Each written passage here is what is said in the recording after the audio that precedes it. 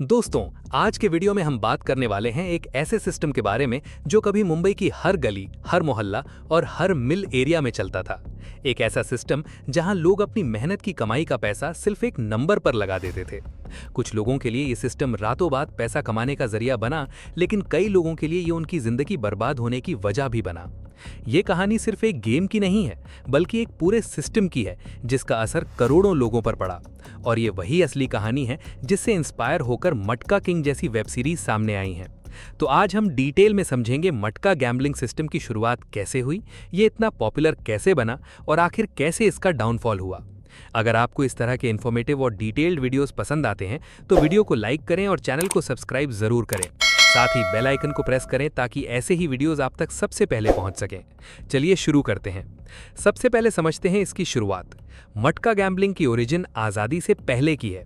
उस वक्त इसे आंकड़ा जुगाड़ या फिगर्स गैम्बलिंग के नाम से जाना जाता था। यह सिस्टम शुरू हुआ था मुंबई में, जिसे उस समय बॉम्बे कहा जाता था। बॉम्बे उस वक्त एक तेजी से डेवलप होता हुआ बिजनेस हब था, जहां टेक्सटाइल इंडस्ट्री और कॉटन ट्रेड काफी स्ट्रांग था। सिटी के कुछ खास बिजनेस एरियाज जैसे मुंबा देवी और धाजी स्ट्रीट इन एक्टिविटीज के मेन सेंटर्स बन चुके थे। यहाँ ट्रेडर्स, ब्रोकर्स और आम लोग इकट्ठा होते थे और एक अजीब तरीके की बेटिंग में हिस्सा लेते थे। ये बेटिंग किसी गेम या मैच पर नहीं होती थी, बल्कि सीधा इंटरनेशनल मार्केट पर डिपेंड करती थी। लोग न्यूयॉर्क कॉटन एक्सचेंज के कॉटन रेट्स पर पैसा लगाते थे। सवाल सिंपल होता था, आज कॉटन का ओपनिंग या क्लोजिंग रेट क्या होगा। इस प्रोसेस में एक इंपॉर्टेंट रोल होता था टेलीप्रिंटर का। टेलीप्रिंटर के जरिए न्यूयॉर्क से कॉटन के ओपनिंग और closing rates directly Bombay cotton exchange तक भेजे जाते थे। जब ये नंबर्स बॉम्बे पहुंचते थे, तब तक लोग अपनी अपनी तरफ से गैस कर चुके होते थे। हर कोई अपने हिसाब से नंबर प्रिडिक्ट करता था, बिना किसी पक्के लॉजिक के। और फिर जब एक्चुअल रेट अनाउंस होता था, उसके बेसिस पर डिसाइड होता था कौन जीता और कौन हारा। ये सिस्टम पूरी तरह से गैस वर्क पर बेस्ड था, लेकिन उस वक्त के लोगों के लिए ये सिर्फ एक जुआ नहीं था। ये एक तरह का एक्साइटमेंट था, एक चांस था अपनी इनकम को बढ़ाने का। और धीरे धीरे यही आंकड़ा जुगाड़ आगे चलकर एक बड़े और ऑर्गेनाइज्ड गैम्बलिंग सिस्टम की फाउंडेशन बन गया, जिसे हम आज मटका के नाम से जानते हैं। आज़ादी के बाद ये सिस्टम धीरे धीरे और ज़्यादा पॉपुलर होने लगा। मुंबई उस वक्त एक तेज़ी से बढ़ता हुआ इंडस्ट्रियल सिटी बन रहा था, जहां टेक्सटाइल मिल्स की भरमार थी। हर दिन हज़ारों मजदूर, मिल वर्कर्स और छोटे ट्रेडर्स अपनी रोज़ की मेहनत करके घर लौटते थे। लेकिन काम के बाद उनमें से कई लोग सीधा घर जाने के बजाय इन बेटिंग स्पॉट्स पर रुकते थे। यहाँ आकर वो अपनी डेली इनकम का एक छोटा सा हिस्सा, कभी 50 पैसे, कभी 1 रुपया, इस सिस्टम में लगा देते थे। उनके लिए ये सिर्फ एक गेम नहीं था, बल्कि एक उम्मीद थी। उम्मीद इस बात की कि शायद आज थोड़ा एक्स्ट्रा पैसा मिल जाए, एक ऐसा मौका जहां उनकी लिमिटेड इनकम के अलावा भी कुछ कमाने का चांस हो। इसी वजह से धीरे धीरे ये सिस्टम सिर्फ ट्रेडर्स तक सीमित नहीं रहा, बल्कि आम लोगों के बीच भी फैलने लगा। मजदूर हों, टैक्सी ड्राइवर्स हों या छोटे दुकानदार, हर कोई अपनी किस्मत आजमाने के लिए यहाँ आने लगा। और इसी फेज में आंकड़ा जुगाड़ एक लोकल एक्टिविटी से बढ़कर एक मास लेवल सिस्टम बनने लगा, जहां हर दिन नए लोग जुड़ते जा रहे थे। 1970s के दशक तक मटका गैम्बलिंग काफी तेजी से पॉपुलर हो चुकी थी। मुंबई के मिल एरियाज में लगभग हर जगह छोटे बड़े मटका डेन्स खुल चुके थे। टेक्सटाइल मिल्स में काम करने वाले मजदूर और वर्कर्स अपनी शिफ्ट के बाद सीधा इन जगहों पर आते थे और अपनी किस्मत आजमाते थे। ये सिस्टम इतना अट्रैक्ट करने लगा था क्योंकि रिटर्न्स काफी हाई होते थे। छोटी सी रकम लगाकर लोग बड़े अमाउंट जीतने की उम्मीद रखते थे, और इसी वजह से धीरे धीरे और ज्यादा लोग इस सिस्टम का हिस्सा बनते गए। लेकिन इस पॉपुलैरिटी के साथ इसका नेगेटिव साइड भी सामने आने लगा। कई लोग लगातार हारने की वजह से कर्ज में डूब गए, कुछ लोगों ने अपनी सेविंग्स खो दी और कई केसेस में लोगों को अपनी प्रॉपर्टी तक बेचनी पड़ी। इसके अलावा पैसे की रिकवरी और डिस्प्यूट्स के चलते वायलेंस और क्राइम के इंसिडेंट्स भी देखने को मिले। इसी दौरान मुंबई में अंडरवर्ल्ड भी एक्टिव हो रहा था। मटका डेन्स कई जगहों पर इलीगल कैश फ्लो का एक सोर्स बनने लगे। इनका यूज सिर्फ बैटिंग तक सीमित नहीं रहा, बल्कि कई बार इन्हें दूसरी इलीगल एक्टिविटीज के लिए भी यूज किया जाने लगा। इस तरह मटका सिस्टम एक तरफ जहां आम लोगों के लिए पैसा कमाने का एक जरिया बना, वहीं दूसरी तरफ ये धीरे धीरे एक रिस्की और क्राइम से जुड़ा हुआ नेटवर्क भी बन गया।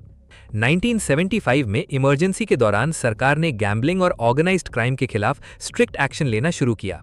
इस दौरान मटका सिस्टम भी सरकार की नजर में आया और कई जगहों पर रेड्स और क्रैकडाउन्स किए गए। रतन खत्री को भी इस पीरियड के लिए कुछ समय के लिए जेल भेजा गया। लेकिन इतनी बड़ी कार्रवाई के बाद भी ये सिस्टम पूरी तरह से बंद नहीं हुआ। नेटवर्क इतना स्ट्रांग हो चुका था कि रतन खत्री के जेल में होने के बावजूद भी कई जगहों पर मटका का ऑपरेशन चलता रहा। अगले कुछ दशकों तक ये सिस्टम किसी न किसी रूप में बना रहा, लेकिन असली डिक्लाइन शुरू हुआ 1990s के दशक में। इस समय मुंबई पुलिस ने मटका गैम्बलिंग के खिलाफ लार्ज स्केल ऑपरेशंस चलाए। कई मटका डेंस पर रेड्स की गई, बुकीज और ऑपरेटर्स को पकड़ा गया और इलीगल नेटवर्क्स को तोड़ने की कोशिश की गई। इन लगातार एक्शंस का असर धीरे धीरे दिखने लगा और जो सिस्टम कभी मुंबई में हर जगह फैला हुआ था वो कमजोर पड़ने लगा। इसी दौरान रतन खत्री ने भी 1993 के आसपास एक्टिव बेटिंग से रिटायरमेंट ले लिया।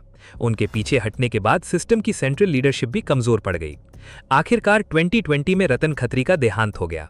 उनके साथ ही एक ऐसा चैप्टर भी खत्म हो गया जो कई दशकों तक मुंबई के गैम्बलिंग वर्ल्ड का एक बड़ा हिस्सा रहा था। जब ऑफलाइन मटका सिस्टम पर लगातार प्रेशर बढ़ने लगा और पुलिस एक्शंस तेजी से होने लगे, तब बचे हुए ऑपरेटर्स ने अपना तरीका बदलना शुरू किया। ट्रेडिशनल मटका धीरे धीरे कम होता गया, लेकिन यह सिस्टम पूरी तरह से खत्म नहीं हुआ, इसने बस अपना रूप बदल लिया। सबसे पहले कुछ लोग लॉटरी सिस्टम्स की तरफ शिफ्ट हुए, जैसे स्टेट लॉटरीज और प्राइवेट बेटिंग फॉर्मेट्स। इसके बाद क्रिकेट बेटिंग और दूसरे फॉर्म्स ऑफ गैम्बलिंग भी इसके ऑल्टरनेटिव्स बन गए। और फिर आया डिजिटल एरा। इंटरनेट के बढ़ते यूज के साथ मटका जैसे सिस्टम्स ऑनलाइन प्लेटफॉर्म्स पर शिफ्ट होने लगे। वेबसाइट्स, मोबाइल एप्लीकेशंस और हेल्पलाइन नंबर्स के थ्रू लोग घर बैठे बेटिंग करने लगे।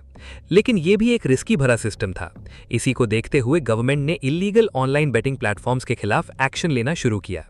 हजारों वेबसाइट्स और एप्लीकेशंस को ब्लॉक किया गया और ऑनलाइन गेमिंग और बेटिंग के लिए नए रूल्स और रेगुलेशंस भी लाए गए।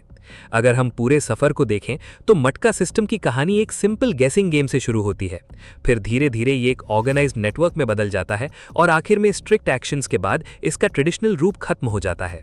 लेकिन इस कहानी का सबसे इंपॉर्टेंट पार्ट ये है कि ये सिस्टम कुछ लोगों के लिए फायदेमंद जरूर रहा, लेकिन बहुत से लोगों के लिए ये नुकसान का कारण बना।